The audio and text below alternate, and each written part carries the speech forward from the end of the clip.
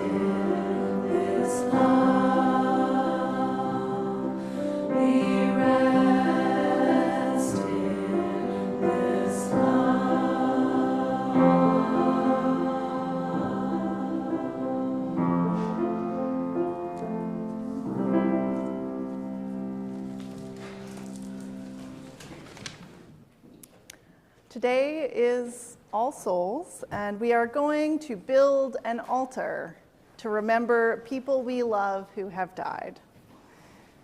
It's one of the true things in life that everyone will die, and sometimes it's sad to love people who have died. The confusing feeling of loving people who have died is called grief. The love doesn't go away. Sometimes it just doesn't know where to go. Grief is love that is searching for its beloved. This time of year, when the leaves fall from the trees, we remember the people we love who have died. We remember our ancestors, the people whose lives made ours possible.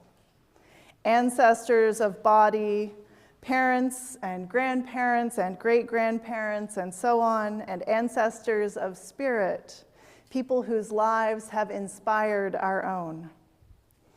Our altar building will have a few components today. If you brought a photo or a memento of a loved one who has died, I invite you to share it on our altar, or perhaps you're remembering someone you don't have a physical object for. I invite you to take a leaf and write their name on it. And we'll pass these out.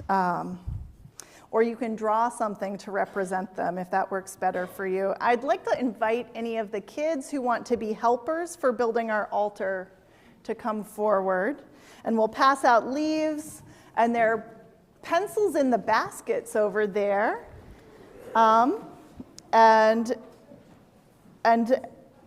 Okay, I lost my place.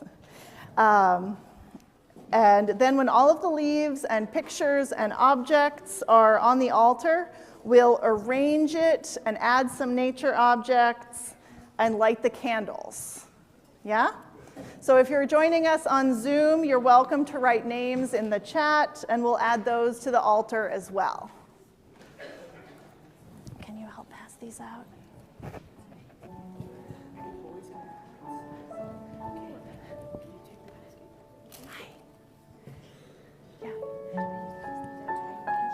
Anybody who wants one. Can you help pass these out? Sure. Thank you. Can you help pass these out, Molly? Thank you. Oh yeah, thank you. Can you help pass? Yeah? Yeah, can you help pass these out? Wonderful. Yeah. Do you want to help pass these out, Artie?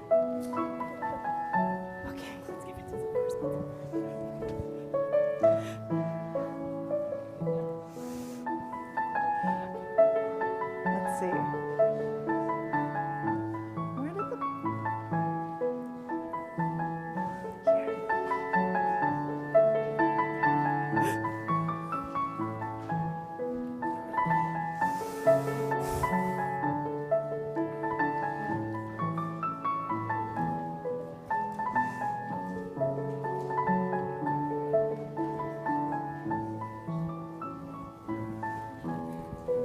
What do you need a pencil?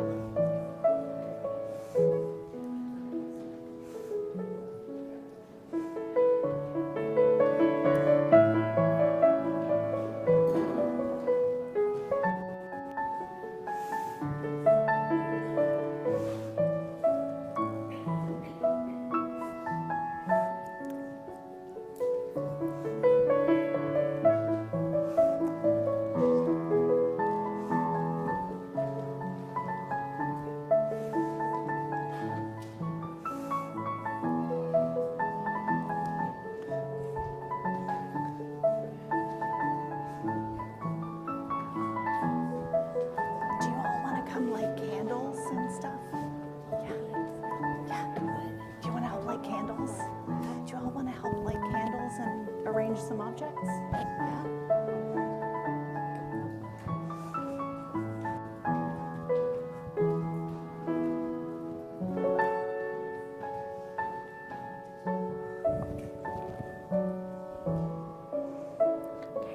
Do you all want to put some of these out? Yeah. Can you put them on the altar too? See those candles there? Yeah. As many as you want.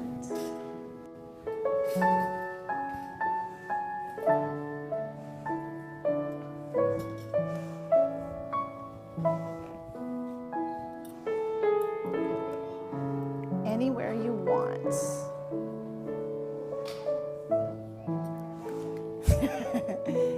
Do you want to put them on the floor down here?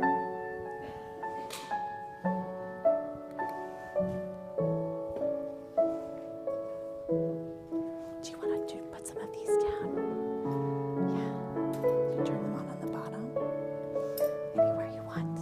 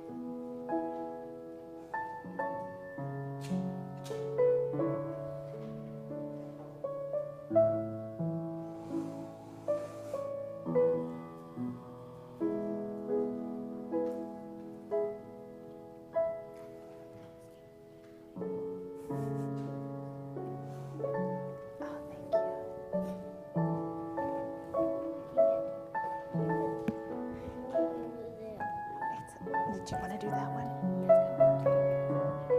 Okay. Do you want to do it? Okay.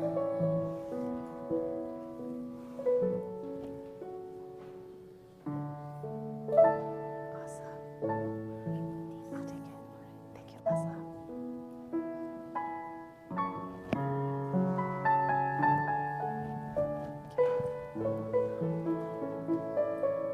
Okay, thank you. It's okay.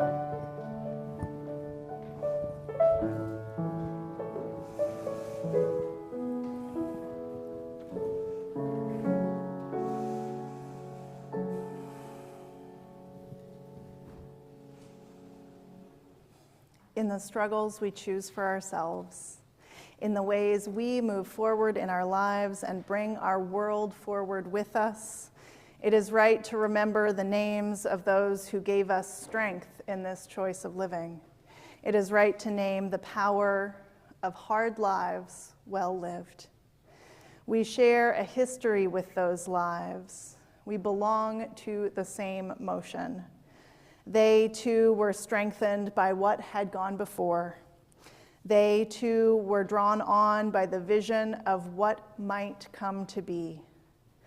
Those who lived before us, who struggled for justice and suffered injustice before us, have not melted into the dust and have not disappeared.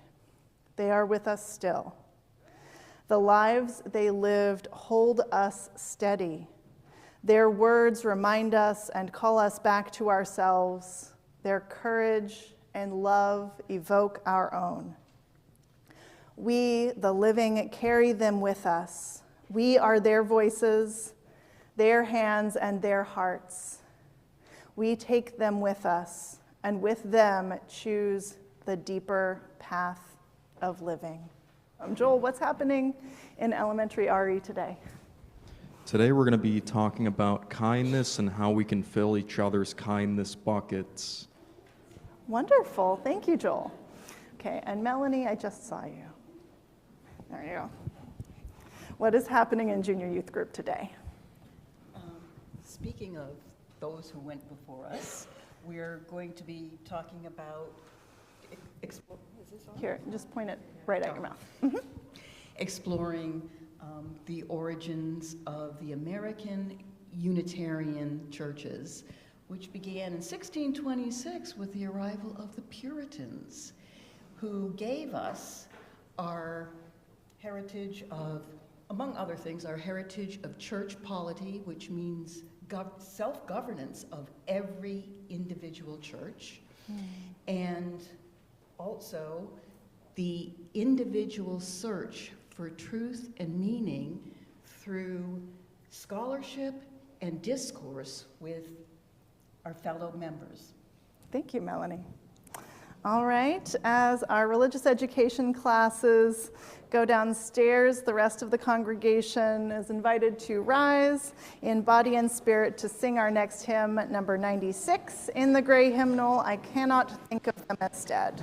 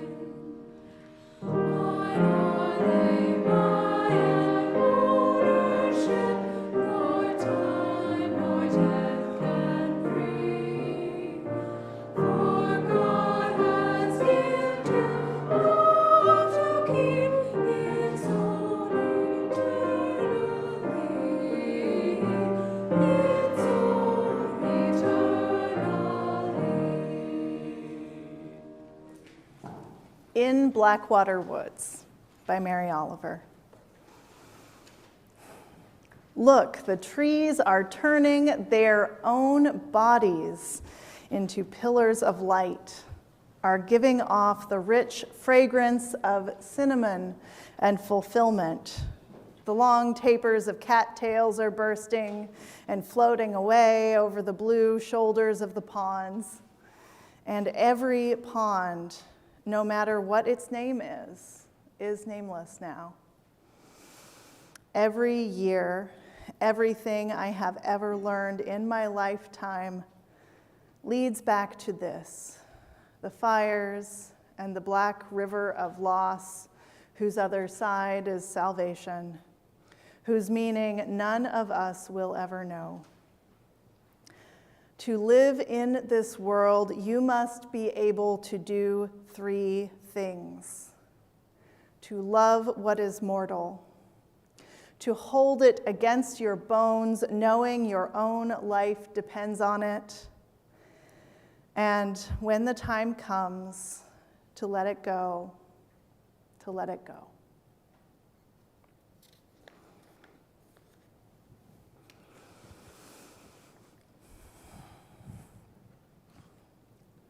The last year has been a season of loss. 7 of our members have died in the last year. Eleanor Menier Gotti, Janice Gray, Kenton Tharp, Elizabeth Lindquist Koch, Betsy Johnson, Howard Apley, Richard Rosnoy. Each of these people is impossible to replace in our congregation. Their stories, their laughter, their wisdom, the way they were in committee meetings. Our congregation has been shaped by generations of people who have lived within these walls, whose ideas and labor have become part of who we are today and the congregation we will carry on into the future.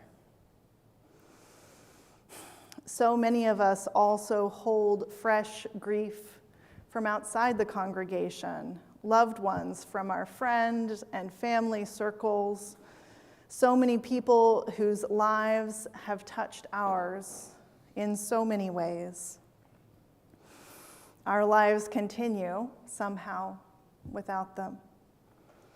And still it is true that grief has no statute of limitations, that grief becomes part of who we are. Many of us meet this day remembering older losses that still live in our hearts. We claim stories and inspiration from these beloved members and members gone before, from our family and friends who have died, from teachers, from activists, from all those whose stories have become part of our own. The people we never got to meet because the first time we learned their name was in the story of their death. At this time of year, when it becomes so clear that we are not in the summer nor the winter, not in the past or the future, in the ever-confusing now of it all, we look for inspiration. We look for some clue that all is not lost. Balanced here between the past and the future, hope looks to me like taking stock, remembering the love that is our most fundamental resource, remembering our ancestors' stories of perseverance, and remembering who our collaborators are. Take a look at our altar, all of the love represented there, the photographs, Grandma's jewelry, the trinkets nobody understands, relic of an inside joke known now only to one. The names and names and names. And take a look around this room, the people here, every one of us here, because being in community with our neighbors matters. Each one of us part of larger networks of care that reach out into the world.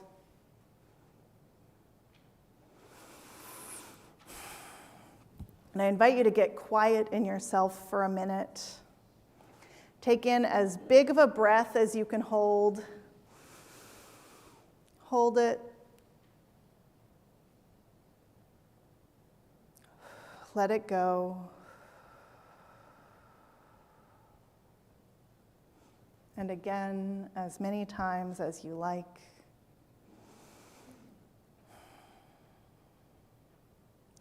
Get quiet in yourself and maybe close or soften your eyes.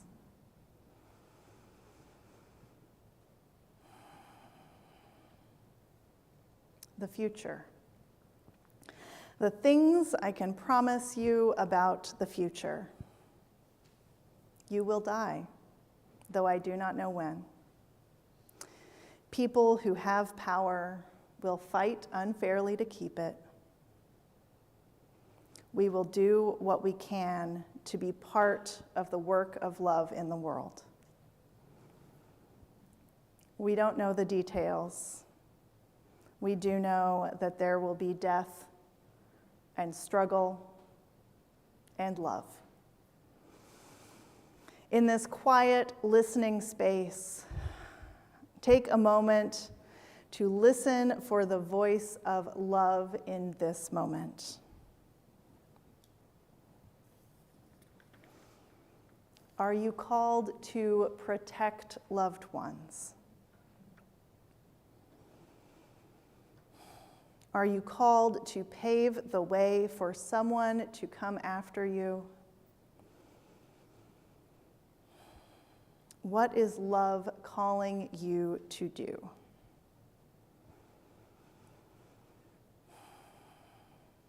Oh, beloveds, take a breath with me.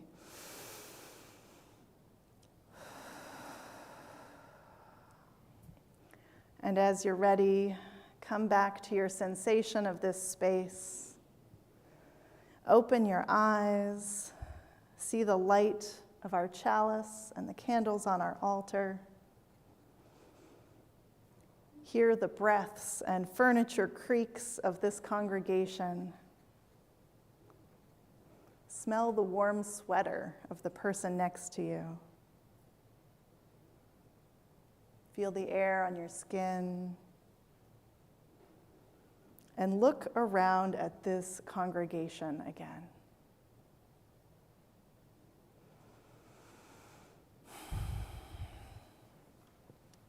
Let this be a place to ground your hopes and build a future. A community where we learn to let go and to be held, where we reach to the past for inspiration and hold a hand out to the future we build together. Today, we remember our losses, and we also have the joy of welcoming new members to our congregation. We look forward to learning their stories, laughing with them, receiving their wisdom, and participating in the life of the congregation together.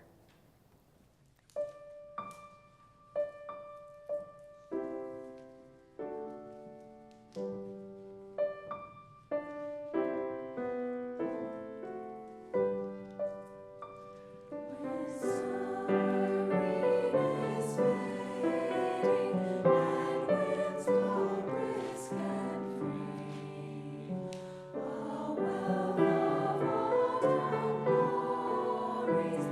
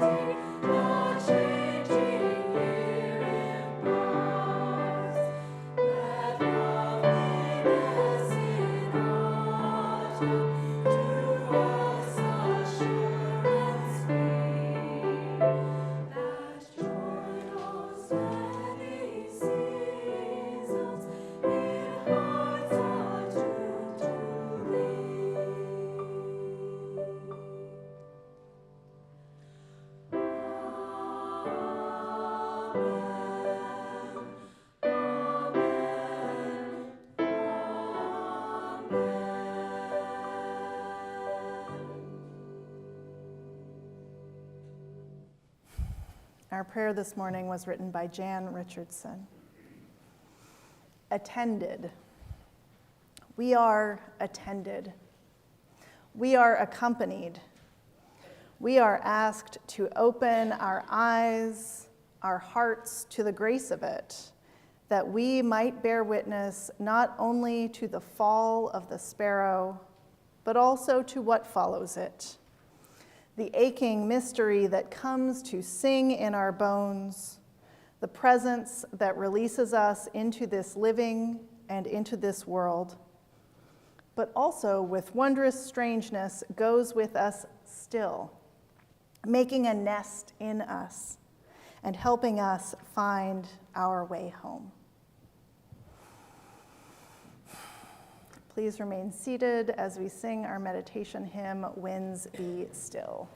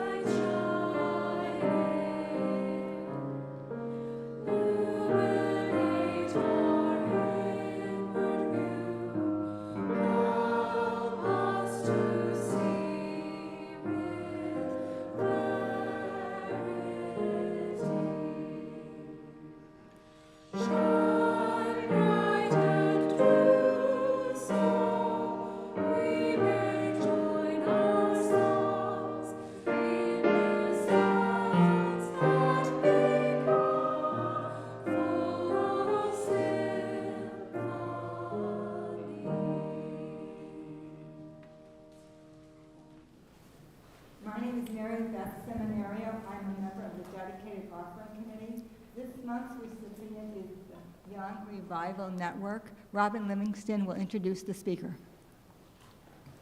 Thank you, Mary Beth.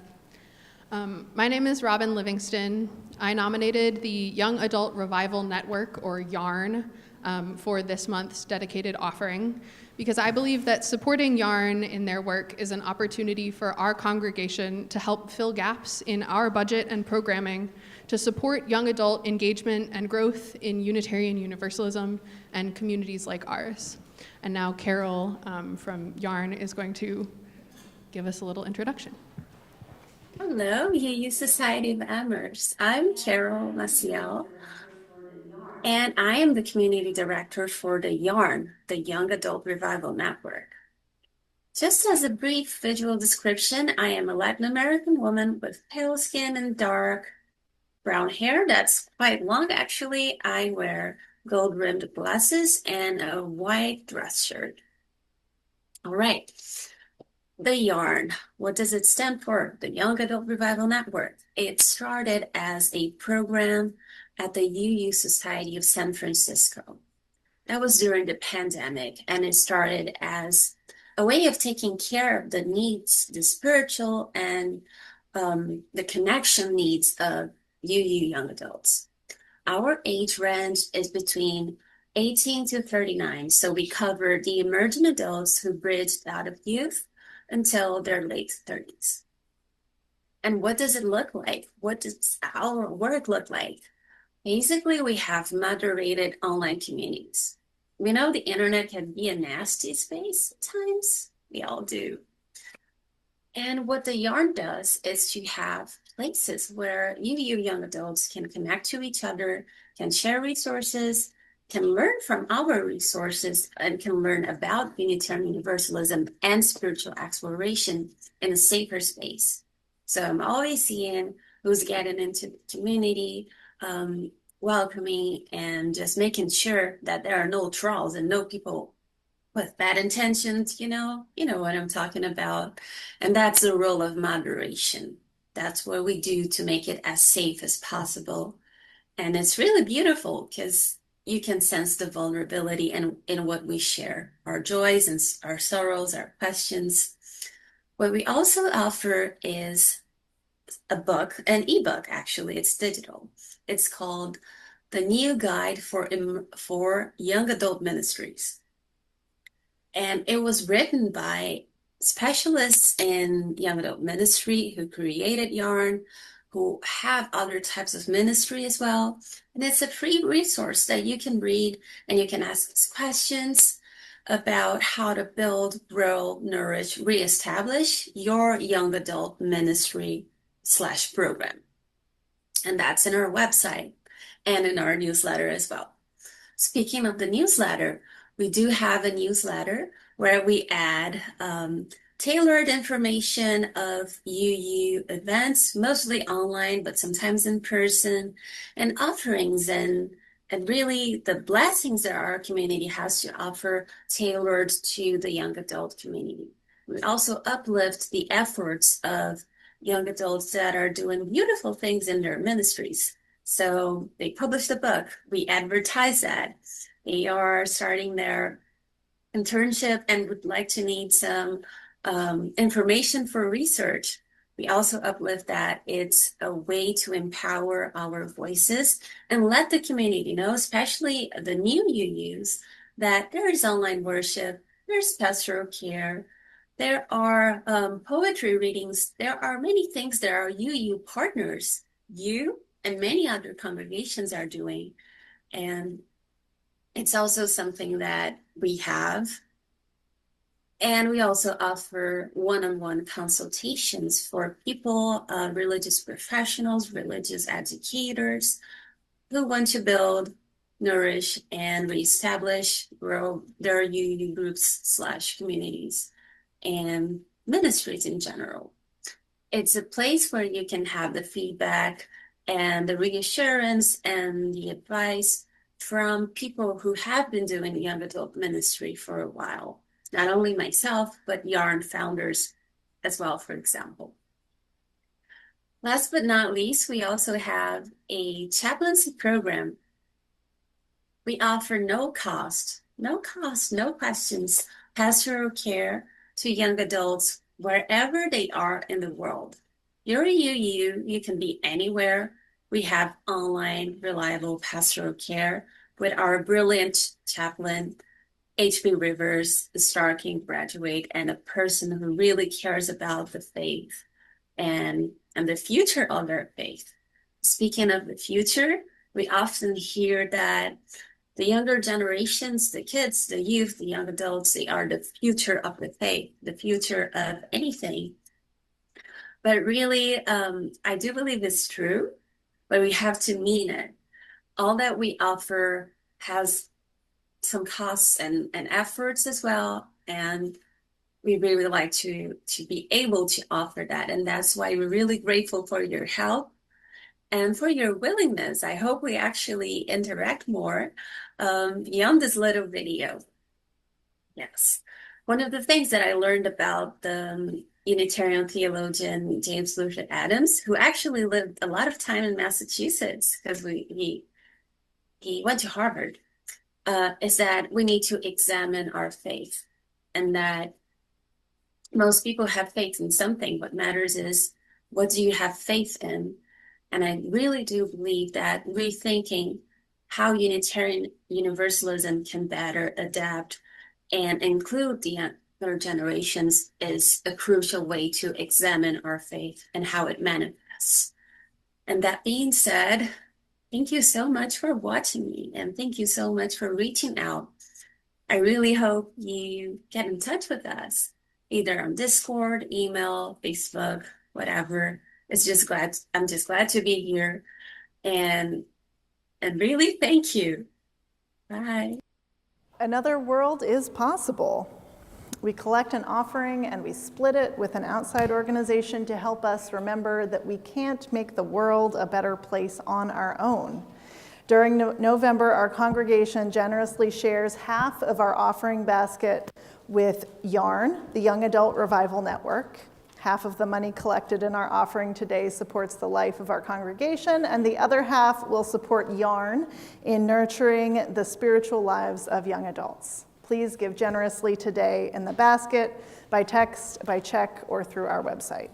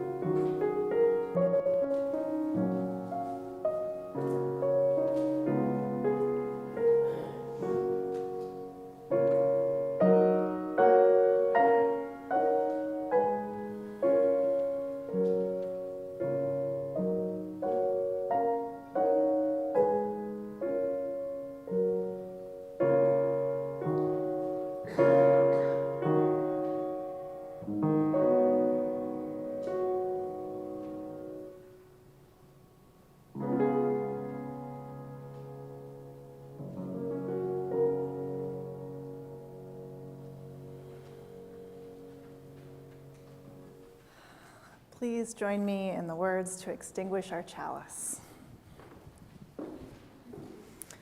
We extinguish this flame, but not the light of truth, the warmth of community, or the fire of commitment. These we carry in our hearts until we are together again. We are about to sing our closing song. You're welcome to stay right where you are and be held in the love of our congregation, or to rise and move into a circle along the outer aisles, place your hands over your heart, or hold hands with the people next to you as we sing This Day We Come.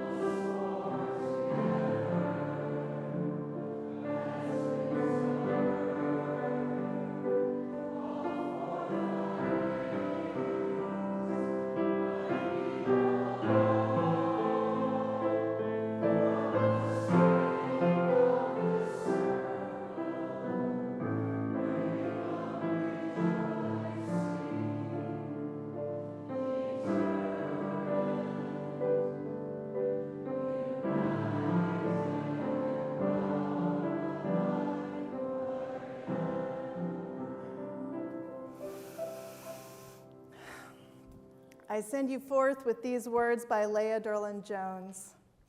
For those who came before us, we offer gratitude and thanks. May their memories be a blessing. May we feel surrounded by their love. As we go forth from this time and place, let us be inspired by their courage, their wisdom, and their dreams.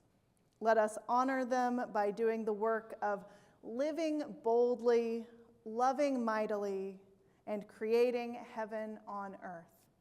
Amen, and blessed be.